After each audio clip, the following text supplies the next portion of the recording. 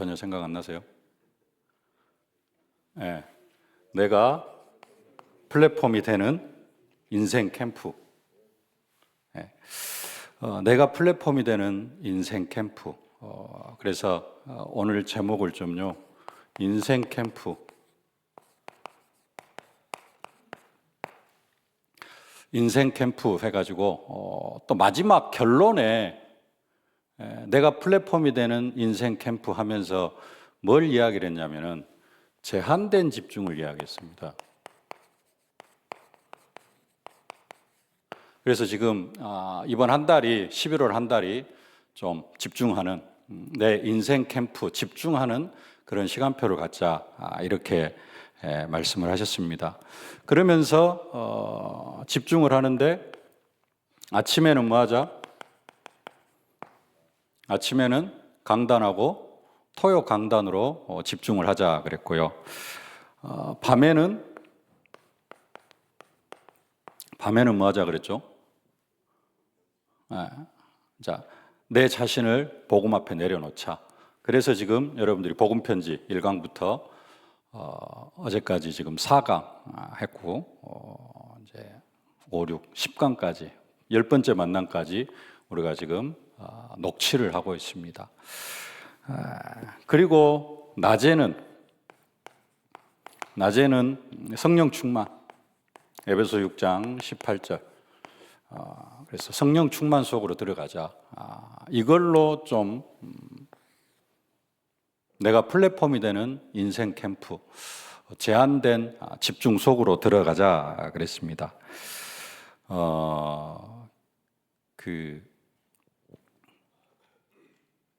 성경에 보면은 로마서 1장 17절에는 복음에는 하나님의 의가 나타나서 믿음으로 믿음에 이르게 하죠. 오직 의인은 믿음으로 말미암아 살리라 그럽니다. 그래서 오직 믿음, 오직 믿음으로 말미암아 살아야 된다. 근데 그 살리라가 여러분 살아야 된다, 삶을 살아야 된다라는 뜻인지 아니면 오직 믿음으로 죽었던 자가 살아난다라는 뜻인지 생각 안 해보셨죠? 한번 좀 생각해 보시고요. 하여간 그러면서 오직 믿음을 강조합니다. 근데 고린도전서 13장 13절에는 믿음, 소망, 사랑 이 세 가지는 항상 있을 것인데 그 중에 제일은 사랑이라 그럽니다. 그죠? 믿음도 있어야 되고 소망도 있어야 되는데 그 중에 제일은 사랑이라 그래요. 오직 믿음이 없어요? 사랑이 없어요?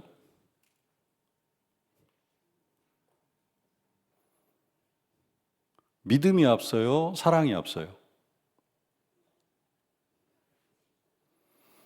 데살로니가전서 4장 6절인가는 이렇게 이야기합니다. 사랑에 관해서는 내가 너희에게 쓸 말이 없다. 사랑에 관해서는 너희에게 쓸 말이 없다. 그리고 믿음에 대해서도 내가 너희에게 할 말이 없다 그래요. 왜냐? 데살로니가 교회는 어떤 교회죠? 믿음의 역사와 사랑의 수고와 소망의 인내 때문에 이 데살로니가 교회 소문이 어디까지? 아가야와 마게도냐 전 지역에, 거리로 하면 우리나라보다 더 넓은, 북한까지 합쳐도 더 넓은 지역에 데살로니가 교회 소문이 쫙 나버렸어요. 그래가지고 믿음, 소망, 사랑에 대해서는 내가 너희에게 대하여 할 말이 없다 그럽니다. 그러면서 뭐라 그러느냐? 4장 3절에 하나님의 뜻은 이것이니 너희의 거룩함이라 그럽니다. 믿음, 소망, 사랑 너희들은 잘 하고 있으니까 할 말 없고 하나님의 뜻은 너희의 거룩함이다. 그러면서 이제 그 뒤에 쭉 나오는 거예요. 색욕을 버리고 음란 이런 거 싹 버리라 그럽니다.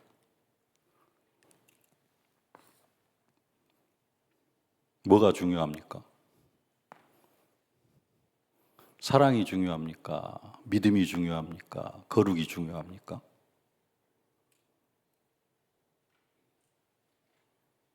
네.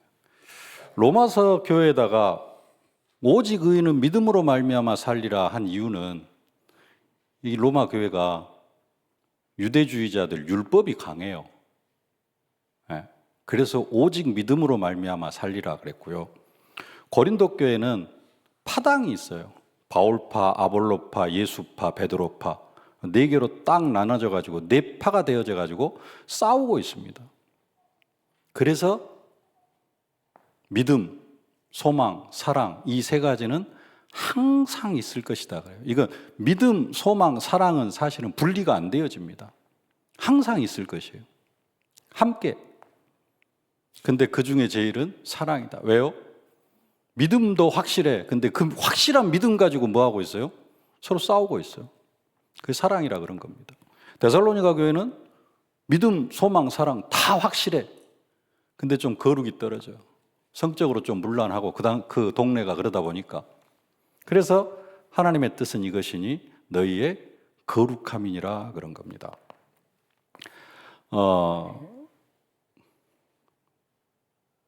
저는 칠판을 잘 못 써요. 칠판을 거의 써본 적이 없어가지고, 근데 또 쓰다 보니까 이제 어떻게 갈지는 모르겠는데, 어떻게 분할을 해야 될지. 유목사님 딱 쓰신 거 보면 잠깐 잘 맞춰가지고 끝까지 딱 쓰시던데, 다른 분들도 어쩔지는 모릅니다. 그래서 저는 항상 또 막 지우고 그러는데, 어제 그제 이번 주 산업선교 메시지 결론 혹시 생각나십니까?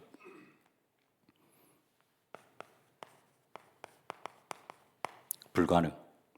네. 불가능 그랬고요. 불가능을 쓰시고 그 다음에 쭉 설명을 하시다가 뭘 봐야 된다? 절대 불가능을 봐야 된다. 그리고 뭘 봐야 된다? 절대 계획이 보여야 되고, 절대 계획이 보이면은 절대 가능이 보여진다 그랬습니다. 여러분 여기서 뭐가 은혜가 되나요? 어떤 단어에 가장 은혜가 되나요?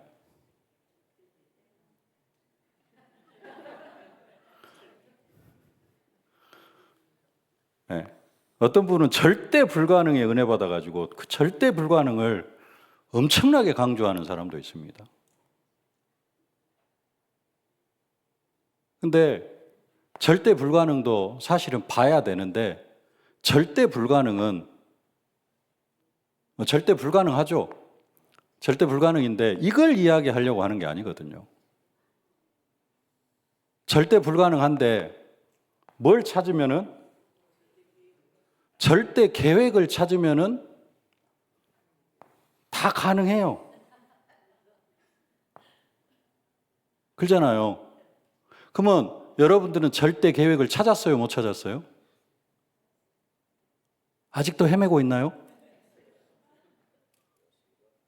절대 계획을 찾으면은 절대 가능이 돼요. 근데 절대 불가능을 강조하는 사람들은 이제 제가 개인적으로, 이게 이제 진리는 아닙니다만은, 잘해. 그리고 추진력이 있어. 그런 사람들은 조금 어디에다 강조를 두느냐? 절대 불가능에다 강조를 둬요. 네? 그래가지고 여기에 은혜가 되어져. 그리고 자기가 하는 것이 내가 하는 것이 아니고, 나는 아니고 하나님이 하신다. 이걸 강조하기 위해서. 나는 아무것도 할 수 없어. 나는 못해. 근데 하나님이 하셔. 저 같은 경우는 조금 여기다가 강조를 둡니다. 왜냐? 할 줄 아는 게 없어. 네. 뭐 또 잘 안 해. 그리고 또 김문식 목사님 게으르다 그러는데, 저는 김문식 목사님보다 좀 더 게을러. 그래가지고 뭘 안 하려고 그래요. 그러니까 나는 못해. 근데 하나님이 하시면은 다 가능해. 네. 뭘 찾으면은 절대 계획을 찾으면, 이게 한나의 이야기를 들면 그냥 쉽습니다. 한나가 기도합니다. 뭐 달라고? 아들 달라고. 가능해요? 불가능해요? 응답 받을 수 있어요? 없어요? 한나가 아들 달라고 하는데 그냥 아들 달라고 할 때 응답 받을 수 있어요? 없어요? 하나님 죽어도 안 줘요. 이건 40일 금식 기도를 해도 하나님께서 응답 안 주셔요. 왜? 하나님의 절대 계획이 있는데. 그러죠? 그래서 절대 불가능해요. 한나는 그 절대 계획을 깨닫기, 나시린을 달라고 하는 그 하나님의 절대 계획을 깨닫기 전에 기도는, 응답은 절대 불가능입니다.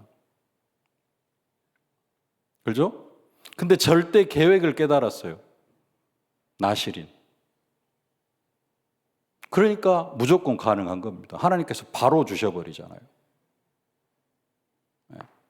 우리는 어떤 상태예요? 우리는 사실 절대 계획을 깨달은 사람입니다. 그리고 절대 불가능도 이미 인정했어요. 우리는 절대 계획을 깨달은 사람입니다. 그래서 우리가 어떤 인도를 받을 수 있느냐? 절대 가능의 응답을 누릴 수 있는 겁니다. 유 목사님도 이 세 가지를 이야기할 때 여기에 매일하는 것이 아니에요. 절대 계획을 깨닫고 어디 속으로 들어가라? 절대 가능 속으로 들어가라. 절대 가능의 응답을 현장에서 누리라는 겁니다. 네. 계속 여기에 머물러 있는 것은 불신앙입니다. 그러잖아요. 성경은 뭐라고 이야기하고 있는데요? 자, 우리가 제한된 집중, 인생 캠프를 해야 되는데,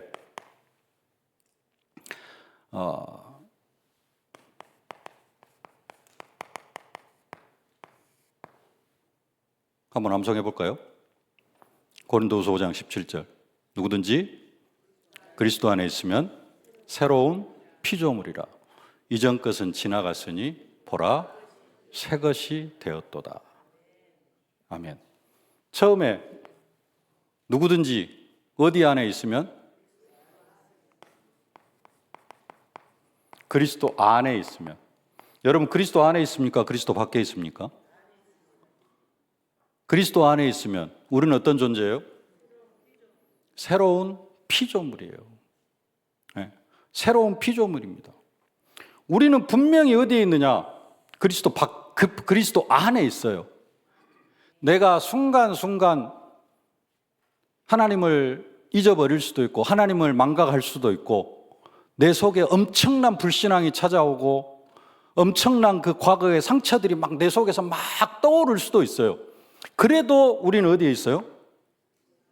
그리스도 안에 있어요. 그러죠? 우리는 죽을 때까지 그리스도 안에서 살아갑니다. 우리는 그리스도 안에, 그리스도는 내 안에. 그리스도 안에 있으면은 뭐라 그러느냐? 새로운 피조물이래요.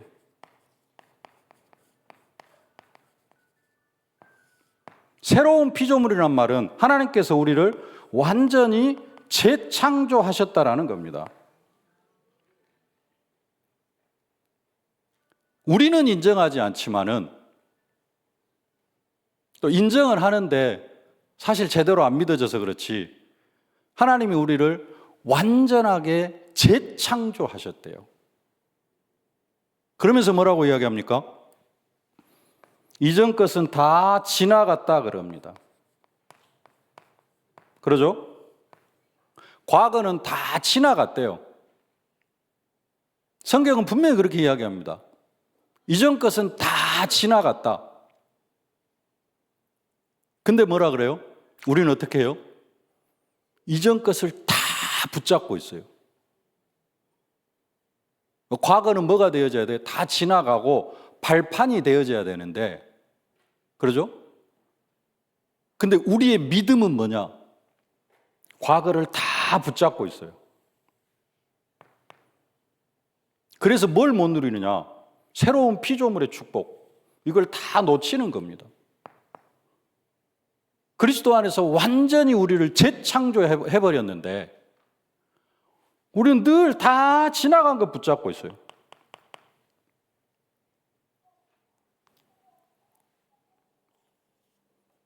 다 지나간 것 12가지 불신자 6가지 상태 다 지나갔습니다. 그러죠? 그리스도께서 십자가에서 다 끝냈다 그래요. 다 끝냈다. 근데 우리는 이것을 끝까지 붙잡고 있어요.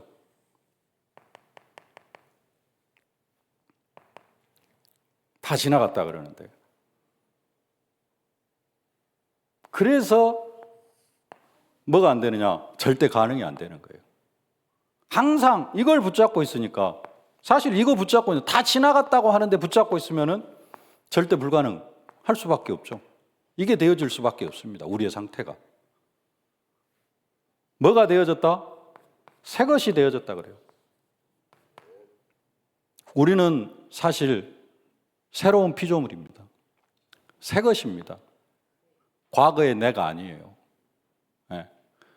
겉모습, 그 다음에 뭐 어떤 이런 것들이 그대로인 것 같지만은 사실 저와 여러분들은 예수 믿기 전하고 예수 믿은 후하고 완전히 달라졌어요.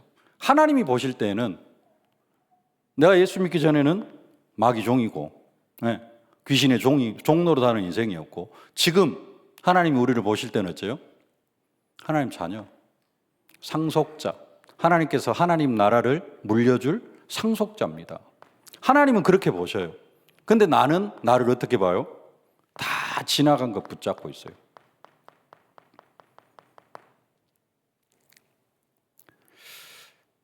네.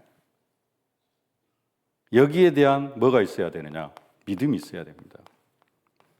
우리는 새 것이 되어졌다. 우리는 새로운 피조물이 되어졌다.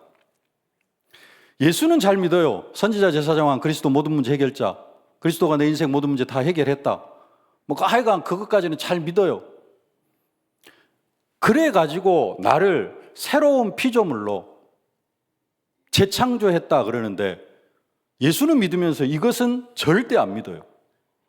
그리고 나는 항상 어디에다가 대입을 시켜요? 다 지나간 거 그거 붙잡아가지고 나는 이런 사람이야 하고 있어요. 우리가. 여러분이 그렇다는 게 아니라 제가 많이 그래요. 그래가지고 새로운 피조물에 대한 축복 거의 다 놓치고 살아갑니다. 항상 어디에 묶여 살아가요? 과거에 묶여 살아가요. 원죄 용서받은 것뿐만 아니라 우리를 완전히 재창조했다 그러는데, 새로운 피조물로 재창조했다 그러는데, 복음편지 이따가 이야기하겠습니다만은 첫 번째 만남에서 이제 유 목사님 쭉 이야기하신 것도 있는데, 조금 이제 또 다른 부분에서 뭘 이야기하느냐? 성경 구절, 복음편지 전체에서 성경 구절 10개는 반드시 각인시켜라 그럽니다. 첫 번째 만남의 성경 구절이 뭡니까? 로마서 3장 23절.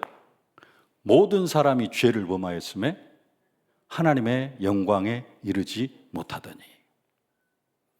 다락방에서 복음 받은 사람, 복음 편지 첫 번째 만남에 이 성경 구절이 너무 각인이 돼가지고, 이것이 예수 믿은 후에도 계속 남아 있어요. 그래가지고 나를 어디다가 대입시키느냐? 모든 사람이 죄를 범하였음에. 그건 과거입니다. 그러잖아요. 지금 우리는 죄에서 완전히 해방받은 하나님의 자녀예요. 근데 나를 이야기할 때 항상 뭐가 먼저 튀어나오느냐? 나 같은 죄인이. 맞는데 틀려요. 왜? 여기 각인이 돼가지고. 모든 사람이 죄를 범하였으며 하나님의 영광에 이르지 못하더니. 이게 복음편지 첫 번째 만남 때 여러분들이 너무 각인이 됐어. 그래가지고 여기까지 오셨어. 이때 각인이 안 되면은 흐지부지 하다가 다 떠나갔을 텐데. 그래가지고, 근데 문제는 뭐냐? 지금도 나 하면은 죄를 범하였으며 하나님의 영광에 이르지 못하고. 내가 그런 상태예요. 아니에요, 지금은. 새로운 피조물이라니까요. 조금 이따 가면은 더 어마어마한 이야기들이 나오는데, 그래서 뭐가 가능하냐? 절대 가능이 가능한 거예요. 왜 나를 계속 로마 3장 23절에다 대입을 시키냐고요. 나는 하나님의 자녀인데, 하늘과 땅의 모든 것을 가진 예수 그리스도가 나와 함께 하시는데, 이 속으로 가는 인생 캠프, 이거 누리는 뭐가 되어져야 돼요? 제한된 집중. 이게 되어질 수 있길 바랍니다. 그래서 예수님도 뭐라 그래요? 할 수 있거든이 무슨 말이냐? 능력 주시는 자 안에서는 능히 하지 못할 일이 없느니라 그럽니다. 사도 바울은 뭐라고 이야기합니까? 할 수 있거든이 무슨 말이냐? 내게 능력 주시는 자 안에서 내가 모든 것을 할 수 있느니라.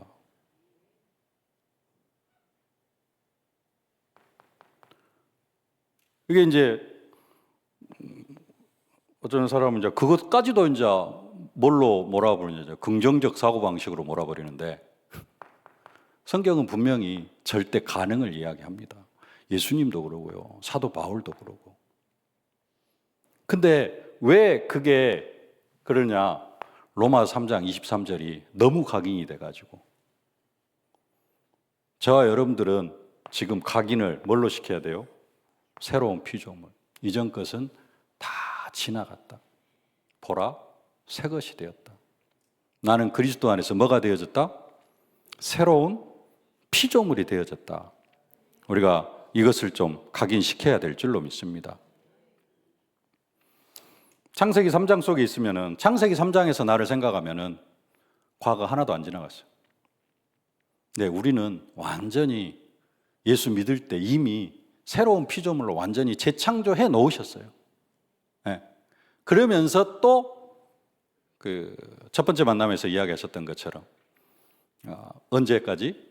그리스도 예수의 날까지 이루어 가신다. 그래서 기존 신학에서는 그것을 뭐라고 이야기를 하느냐? 이미, 그러나, 아직, 이렇게 이야기를 합니다. 구원은 이미 받았어요. 그러나 아직. 언제까지? 예수 그리스도의 날까지 이루어 가신다 그래요. 내 자신을 캠프를 나가고 우리가 하나님 앞에 예배를 하고 신앙생활을 하고, 이 바탕이, 내 중심이 뭐가 되어져야 되느냐? 나는 새로운 피조물이다. 나는 그리스도 안에 있기 때문에 나는 새로운 피조물이다. 이게 좀 각인이 되어져야 됩니다.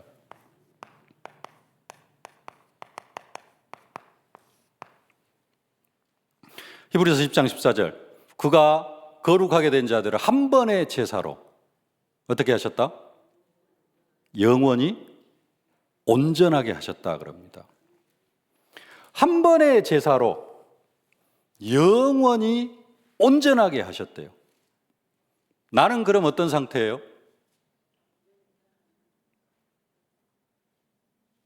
성경대로 합시다. 그리스도께서 한 번의 제사로 영원히 온전하게 하셨대요. 나는 어떤 상태예요? 온전한 상태예요. 언제까지? 영원히 온전한 상태예요. 그게 법적인 우리 상태입니다. 한 번의 제사로 영원히 온전하게 하신 상태.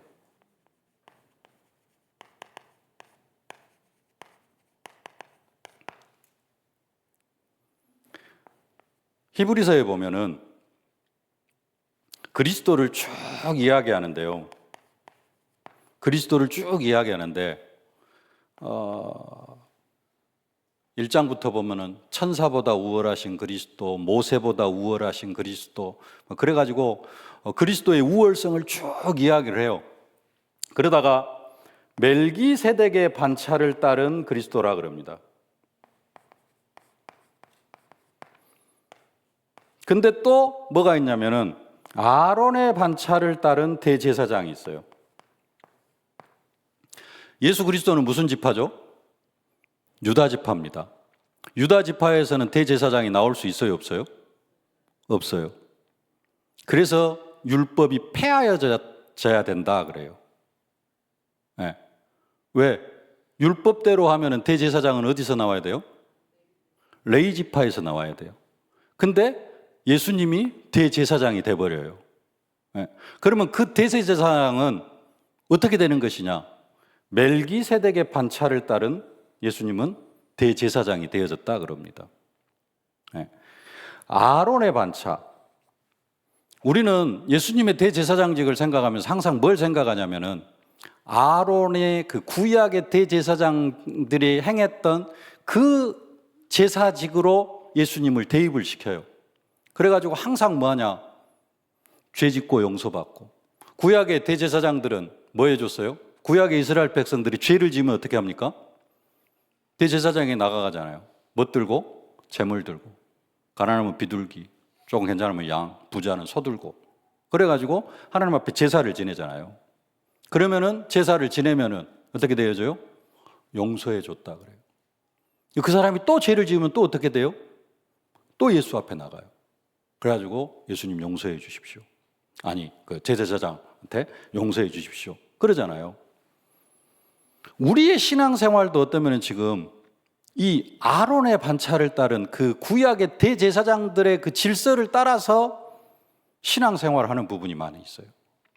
근데 멜기세덱의 반차를 따른 대제사장은 뭘 의미하냐면은 죄를 이기게 하시는 그리스도입니다. 예. 그래서 진짜로 예수를 믿으면은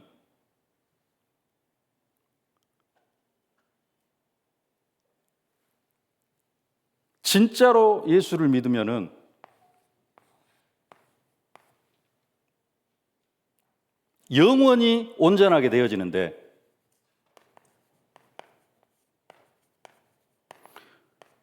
뭐가 되어지느냐? 죄를 이길 수 있어요.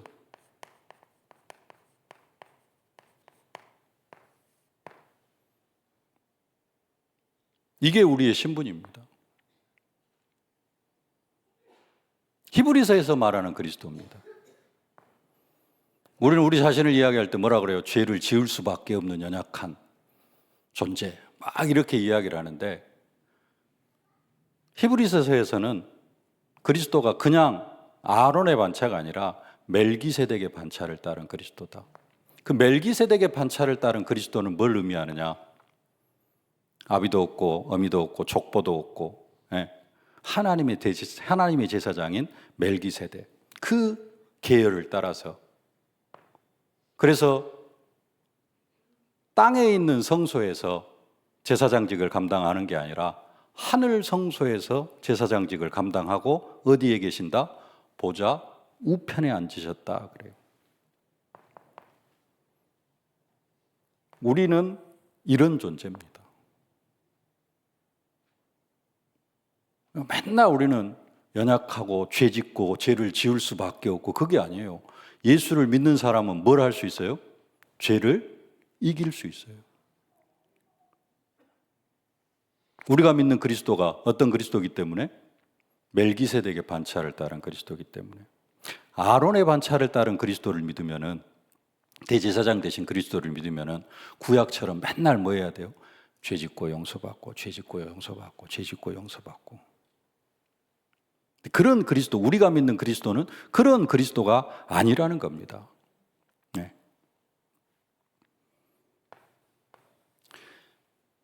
구원을 뭐라 그러느냐? 구원을 기존 신학에서는 첫 창조의 회복이라 그럽니다. 플러스 알파라 그래요. 요 알파가 더 큽니다, 사실은. 근데 구원을 뭐라고 이야기하느냐? 첫 창조의 회복이라 그래요. 첫 창조의 회복이라는 말은 무슨 말입니까? 아담이 범죄하기 전의 상태로 우리를 회복시켜 주셨다라는 거예요. 이게 구원이에요. 플러스 알파. 아담은 죄 짓고 어떻게 됐어요? 에덴 동산에서 쫓겨났어요. 근데 우리는 영원히 함께. 무조건 천국으로 인도. 요게 더 큽니다. 플러스 알파가. 근데 첫 창조의 회복이래요. 에덴 동산에서 아담이 죄 안 지을 수 있어요? 없어요? 에덴 동산에서 아담 자유의지를 줬어요. 죄를 안 지을 수도 있어요. 근데 어쨌어요? 사단에게 속았어요. 우리의 구원은 지금 이런 겁니다. 어마어마한 거예요. 777 기도합니까? 성삼위 하나님께서 뭘로? 보좌의 축복으로. 그 보좌의 축복 속에 뭐가 들어가요? 보좌의 축복,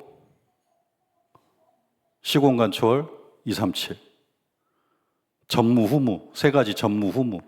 그 앞에 하나님의 형상, 하나님의 형상이 회복된 그 상태를 누리게 해달라고 지금 우리가 기도하잖아요.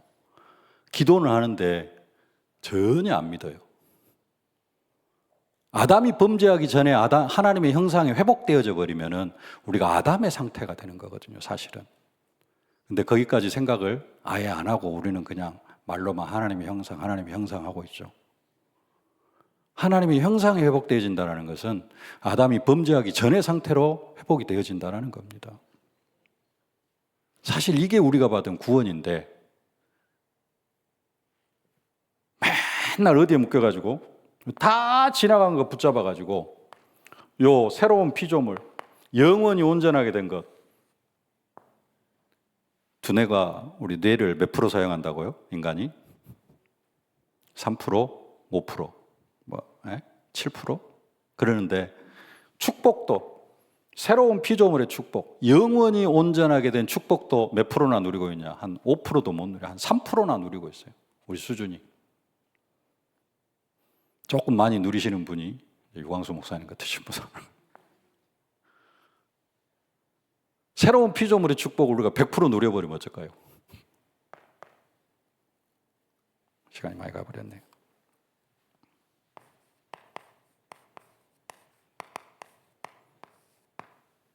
또 함께 일으키사 그리스도 예수 안에서 함께 하늘에 앉히셨다 그럽니다. 예수를 일으키신 하나님께서 우리를 함께 일으키셨대요. 부활시켰다라는 겁니다. 그리고 함께 어디에 앉히셨어요? 하늘에 앉혔다 그럽니다. 저와 여러분들이 지금 신부는 땅에 살고 있지만은 우리의 영적인 위치는 어디예요? 예수와 함께 하나님 보좌 우편에 앉아 있는 상태입니다. 제가 읽어드릴까요? 또 함께 일으키사 그리스도 예수 안에서 함께 하늘에 앉히시니. 보좌의 축복이 어떻게 임하는 게 아니라 그런 정도가 아니고 우리가 지금 뭐 하고 있어요? 보좌에 앉아 있는 거예요. 하나님 보좌 우편에 앉아 있다라고 이야기를 합니다.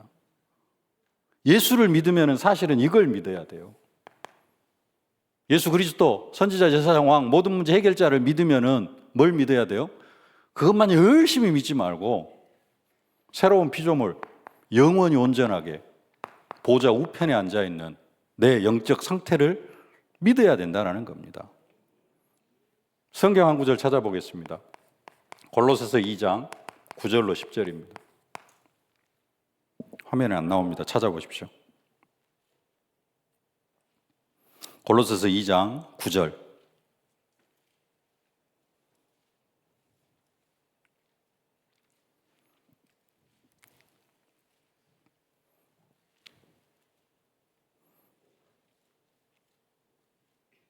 함께 한번 읽어볼까요? 그 안에는 신성의 모든 충만이 육체로 거하시고 너희도 그 안에서 충만하여졌으니 그는 모든 통치와 권세의 머리시라. 9절에 그 안에는 누구를 이야기할까요? 그리스도를 이야기합니다. 그리스도는 신성의 모든 충만, 하나님의 그 충만하심이, 하나님의 능력의 그 충만하심이 어디로 거예요? 그리스도의 육체로 있대요. 육체가 하나님의 모든 신성이 충만하대요. 뭔 말이냐면은 그리스도는 곧 하나님이시라는 겁니다. 그래서 더 중요한 건 그 다음이에요. 너희가 누구예요? 고로새 교인들. 우리로 얘기하면 우리도 그리스도 안에서 충만해졌어요. 뭐가 충만해졌어요? 하나님의 신성이 충만해졌대요. 우리 이제 못 누려서 그렇지. 우리의 영적인 신분, 영적인 상태가 그렇습니다. 하나님이 보실 때는 누가 거하시는데요? 하늘과 땅의 모든 권세를 가진 예수 그리스도가 내 안에 거하시잖아요. 그래서 우리를 뭘로 보셔요? 하나님의 신성이 충만한 상태로. 그게 우리의 상태라는 겁니다. 맨날 우리는 다 지나간 거 붙잡고 있어요. 이 속으로 들어가는 게 뭐냐? 제한된 집중입니다. 그 속으로 들어가는 게 뭐냐? 인생 캠프입니다. 한 군데만 더 볼까요? 요한복음 17장 21절, 22절.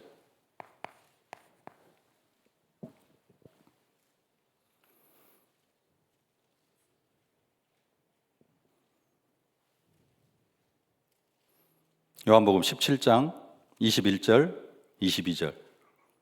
예수님께서 십자가에 못 박혀 죽으시기 전날 밤 하나님 앞에 겟세마네 동산에서 기도하시는 기도의 내용입니다. 예수님 기도 응답 받으셨을까요? 못 받으셨을까요? 예수님이 겟세마네 동산에서 기도하신 기도 응답 받으셨을까요? 못 받으셨을까요? 받으셨다라고 확신 가지고 한번 읽어보겠습니다. 21절. 아버지여, 아버지께서 내 안에, 내가 아버지 안에 있는 것 같이 그들도 다 하나가 되어 우리 안에 있게 하사 세상으로 아버지께서 나를 보내신 것을 믿게 하옵소서. 내게 주신 영광을 내가 그들에게 주었사오니 이는 우리가 하나 된 것 같이 그들도 하나가 되게 하려 함이니이다. 21절 가운데 우리 안에 그들도 다 하나가 돼요. 누구와 하나가 되어서? 예수님과 하나님이 하나가 된 것처럼 이병근이도 예수님과 하나님과 이병근이가 하나가 되게 해달라는 기도예요. 여러분 개인도. 예수님이 하나님과 하나인 것처럼 이병근이도 하나님과 예수님과 하나가 되게 하옵소서. 22절에도 우리가 하나 된 것 같이 그들도 하나가 되게 하려 함이니라. 예수님 왜 십자가에 못 박혀 죽으시느냐? 예수님과 아버지가 하나인 것처럼 우리도 하나로 만들려고. 이게 십자가로 이루어 놓으신 구원의 축복입니다. 근데 이제 우리가 현장 이야기를 많이 하려고 뭔 이야기를 많이 해요? 불신자 12가지 상태를 이야기하다 보니까 맨날 우리를 어디다 적용을 시키냐? 불신자 12가지 상태에다 적용을 시키고 그래서 맨날 나라는 존재를 이야기할 때 불신자 12가지를 떼지를 못해요. 사실 우리는 이런 상태입니다. 하나님께서 십자가를 통해서 우리가 받은 축복이. 근데 이걸 못 누려요. 왜 못 누리느냐? 오늘 성경 어디를 읽었죠? 본문 요한복음 사도행전 1장 14절입니다. 뭐가 없어서요? 이 제한된 집중이 없어서. 여기서 말하는 제한된 집중, 지금 성경대로 하면은 사도행전 1장 14절입니다. 더불어 마음을 같이하여 오로지 기도 속으로 들어가는 것. 마가다락방에 사도행전 1장 14절은 어떤 사람들이에요? 열흘 동안 아무것도 못해. 밖에도 못 나가. 잘못하면 잡혀가. 그래서 아무것도 못하고 뭐 가지고만 사도행전 1장 8절 가지고만 오직 성령이 너희에게 임하시면 너희가 권능을 받고 땅끝까지 내 증인이 되리라. 몇 가지 더 붙이면 마태복음 12장, 마태복음 28장, 마가복음 16장. 이 언약을 붙잡고 오로지 기도 속으로 들어간 겁니다. 그래가지고 성령 충만을 받은 거예요. 사도행전 2장. 그 성령 충만의 상태가 사실 어떤 거냐? 새로운 피조물. 영원히 온전케 하시고 성령의 말하게 하심을 따라 하나님의 말씀을 대언하고 베드로가. 그러니까 3천 제자가 일어나고 5천 제자가 일어나고.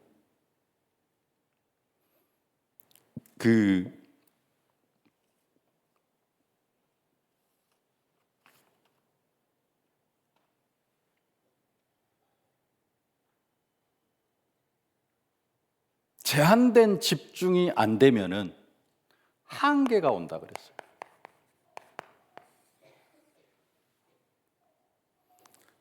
나름대로 제한된 집중, 뭐 40일 집중도 하신 분들이 계시고, 10일 집중 하신 분들도 계시는데, 진짜 집중을 해가지고, 우리 노희란 목사님 항상 강조하는 불, 바람, 그 불같은 바람 같은 그 성령의 역사 속으로 싹 들어가 버려야 돼요. 사도행전 1장 14절을 거쳐서 사도행전 2장 1절로 4절 그 속으로 들어가 버려야 됩니다. 그래야 사도행전 3장, 4장, 5장 그 역사가 우리들에게도 일어나요. 근데 우리는 이걸 안 하고 더불어 마음을 같이하여 오로지 기도에 힘쓰는 이 제한된 집중을 안 하고 맨날 끄적끄적 하면서 조금 기도하고 조금 뭐 하다가 전도 한번 나가보자. 근데 또 이거 되네? 그러다 보니까 그냥 이거 안 해도 되는 것처럼 쭉 해왔어요. 그러다가 항상 뭘 만나요? 한계를 만나. 되다 안 되다 막 그래가지고 또 안 되면 좋고 안 되면 찾아갖고 있고. 그래서 이번 한 달 뭘 하자?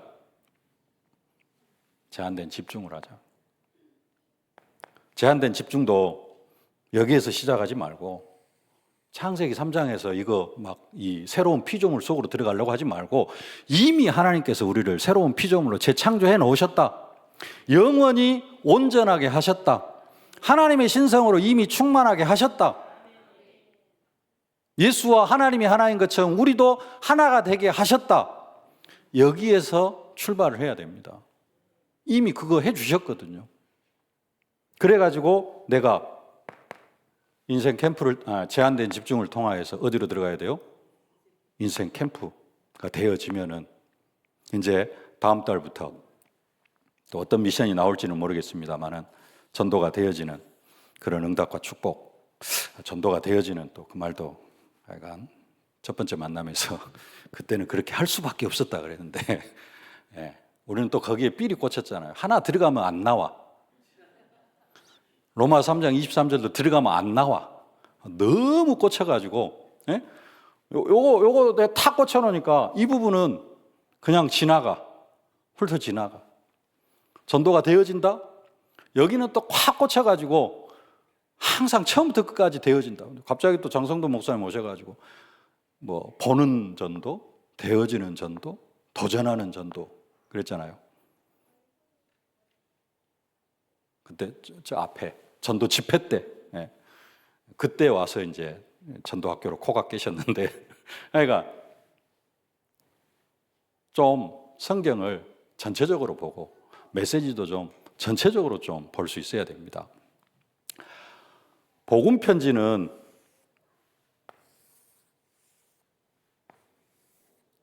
크게 이렇게 하면 안 되는데 네. 1과 2과 첫 번째 만남하고 두 번째 만남에서는 뭘 이야기하느냐? 인간의 문제를 이야기합니다. 그리고 세 번째 만남하고 네 번째 만남에서는 뭘 이야기를 하느냐?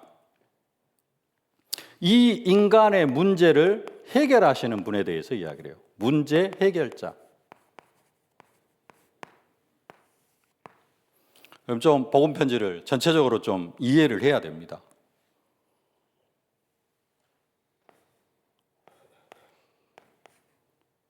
이거는 나는 사고까지만 하면 되는데 그만할까요? 다음 쭉 해볼까요? 다섯 번째, 여섯 번째 만남은 그 확신, 구원받은 자가 누려야 될 확신이 뭐냐? 이 부분을 쭉 이야기를 합니다. 그리고 일곱 번째, 여덟 번째, 어떻게 살 것인가?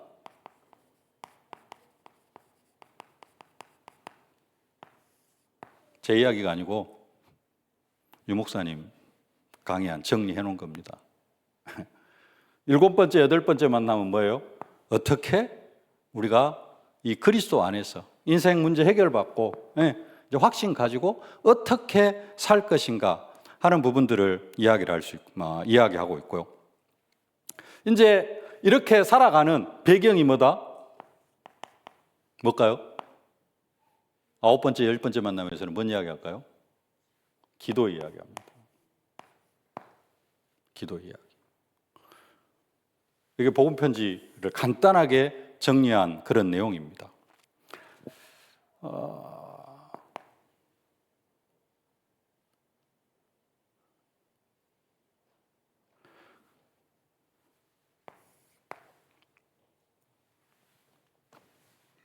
인간의 문제하고 문제 해결자, 첫 번째부터 이제 네 번째까지는 이 이야기를 하기 때문에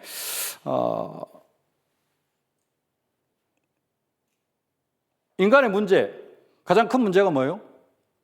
하나님 떠나 있는 거. 그래서 하나님 만나는 길을 이야기하고요.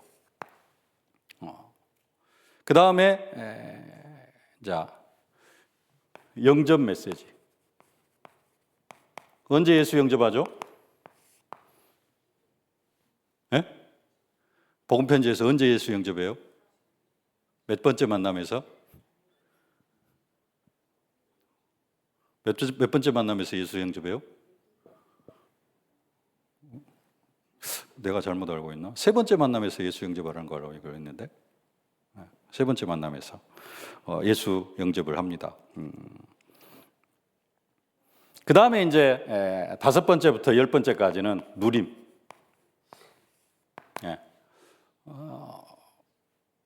그러니까 이제 확신, 삶, 기도 이런 것들을 통해서 이제 예수 생명을 어떻게 누리는가, 누림 메시지.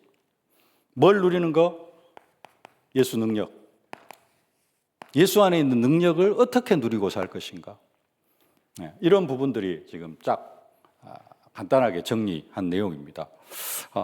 좀 이런 부분들을 여러분들이 이해를 하시고 첫 번째 만남, 두 번째 만남 현장에서 가실 때 복음을 전할 수 있기를 바랍니다. 제가 2004년도에 신학교를 졸업을 하고요. 하여간 2004년도에 목사 안수를 받았어요. 목사 안수 받고 중목 과정이 제가 없었습니다. 아무것도 모르고. 그래가지고 바로 목사 안수 받자마자 미국에를 갔어요. 11월 11일 날 갔는데 12월 23일 날 23일 날이 금요일인데 24일이 금요일인데 크리스마스 이브 날 이제 우리 집사님 아들 한 명이 중간에 크리스마스 이브 날 메시지를 하는데 중간에 딱 들어오더니 저 뒤에 앉더니 기지개를 쫙 펴더니 그래가지고 행사 다 끝나니까 크리스마스 이브 날 행사까지 하잖아요. 행사 다 끝나니까 딱 고개를 들더라고요. 25일 날이 크리스마스 날인데 토요일이었어요. 토요일 날 김대훈 목사님 메시지하고 제가 이제 사회를 봤거든요. 2부 예배, 주일 낮 예배도 이제 제가 사회를 봤는데 사회를 보는데 또 토요일 날 성탄 축하 예배 때 딱 들어오더니 기지개를 또 쫙 펴더니 그대로 뚝 떨어져요. 그 다음 날이 주일이었어요. 똑같이 쫙 하고 축도 끝나니까 거기에 딱 들어요. 이제 이브 날하고 크리스마스 날은 그냥 넘어가는데 주일이잖아요. 주일 날 김대훈 목사님이 이제 영접 메시지를 했어요. 얘가 어떤 상태냐면은 마약을 한 상태였어요. 마약을 해가지고 부모가 이것저것 다 해보다가 안 되니까 어디다 밀어넣어 버렸느냐? 미국 군대에다가 집어넣어 버렸어요. 미군에다가. 미군에 들어가면은 마약을 안 하겠지. 군에 있으면은 마약을 못 접하겠지. 근데 군에서도 마약을 손을 댄 거예요. 하여간 마약은 못 가는 데가 없어.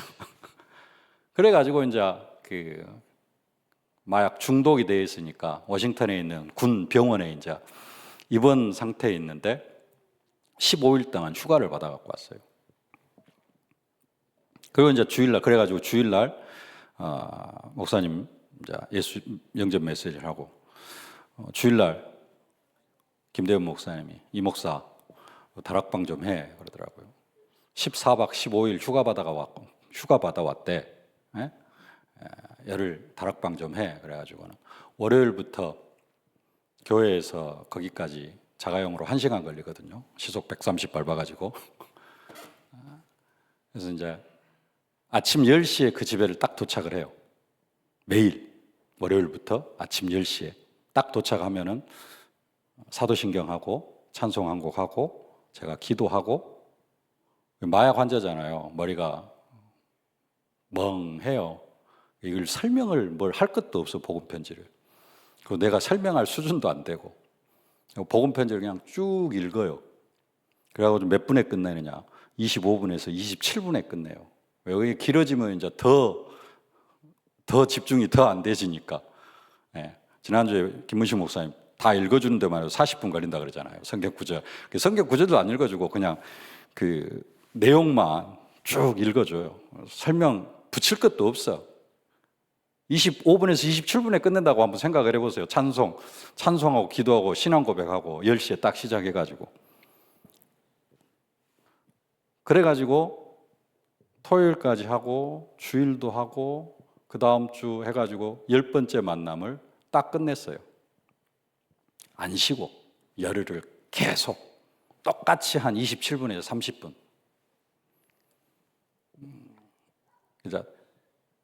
제가 미국에 처음 갔고 미국 분위기도 모르고, 목사 안수도 받은 지 이제 한 달도 안 됐고, 신학교 다닐 때 훈련을 제대로 받은 것도 아니고 그랬는데, 하여간 그래서 이제 복음 편지를 그리 딱 읽어줬는데,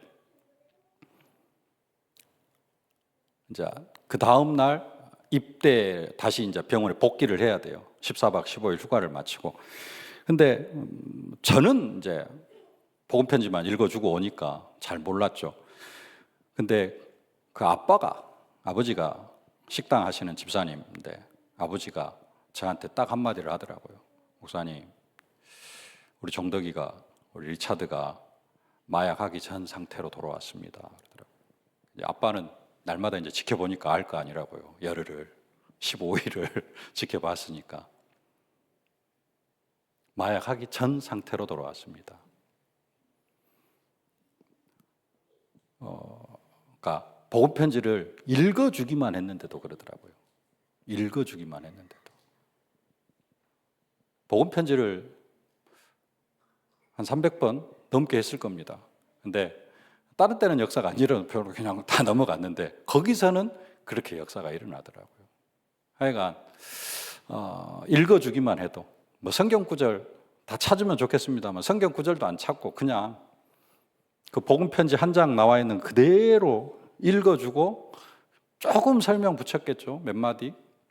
근데도 하나님은 또 그런 치유의 역사를 일으키시더라고요. 근데 이제 다시 군대 들어가니까 복음을 못 받으니까 또 마약해가지고 이제 눈길에 미끄러져가지고 넘어져가지고 콕 깨지고 이빨 다 나가고 팔 부러지고 그래가지고 와가지고 이제 저녁 해가지고 이제 와가지고 다시 이제 처음부터 다락방을 시작을 하는데 이제는 시간이 좀 많이 걸리더만요. 이제 2년을 넘게 다락방을 하고 제가 이제 들어왔는데 한 2년 지나고 나서 대학 들어갔다고 연락이 왔더라고요. 하여간 읽어주기만 해도 역사가 일어납니다. 그러나 이제 우리가 조금만 이제 유 목사님 말씀하신 부분들 생각하면서 성경 구절 하나씩, 성경 구절 10개는 또 확실하게, 다른 데서는 그렇게 말씀합니다. 다른 거 다 간증도 해야 되고 뭣도 해야 되지만은 다른 거 다 안 해도 딱 성경 구절 10개는 머리에 남게 각인되게 메시지 다락방 하라라고 그렇게 말씀을 합니다. 성경 구절 10개가 그만큼 중요하다. 로마서 3장 23절, 그다음에 사도행전 4장 12절, 천하인간의 구원을 얻을 만한 다른 일이 없으니라. 요한복음 14장 6절, 내가 곧 길이요 진리요 생명이니. 요한일서 3장 8절, 하나님의 아들은 다르셔서 마귀를 멸하라 하심이라. 지금 사과까지. 그 성경 구절이 다락방 대상자한테 딱 심겨질 수 있도록, 그것만큼은 좀 외우기까지 하면 더더욱 좋겠죠. 그렇게 전달이 되어진다면은 그 현장에도 하나님의 역사가 일어나게 되어질 줄로 믿습니다. 살아계신 아버지 하나님, 은혜와 사랑을 진심으로 감사를 드립니다. 정말 하나님께서 원하시는 인생 캠프, 내 인생이 플랫폼이 되어지는, 내가 플랫폼이 되어지는 인생 캠프, 한 달 동안 응답받는 저희들 되게 하여 주옵소서. 정말로 내가 플랫폼이 되는 인생 캠프를 위하여서 제한된 집중 속으로 들어가게 하여 주옵소서. 오직 전도만 생각하는 한 달 되게 하여 주옵소서. 오직 전도만 하는 지교회가 세워지는 그 응답 속으로 들어가는 한 달이 되어지고 우리 전도학교가 되어질 수 있도록 하나님 저희들을 축복하여 주옵소서. 하나님, 복음 편지를 또 새롭게 이해하고 또 새롭게 훈련을 받고 복음 편지로 또 집중의 시간을 갖고 있습니다. 아버지 하나님, 이 복음을 먼저 내가 누리게 하여 주시옵시고 내가 누리는 만큼 또 만나는 사람에게 이 복음이 전달되어져서 참 아버지 하나님, 하나님께서 준비해 놓으신 새로운 피조물의 축복, 아버지 하나님, 또 보좌의 축복, 또 보좌의 축복, 영원히 온전하게 하신 그 은혜와 축복을 사실적으로 누리는 저희들이 되어질 수 있도록 은혜로 함께하여 주옵소서. 감사를 드리며 예수님의 이름으로 기도하옵나이다. 아멘.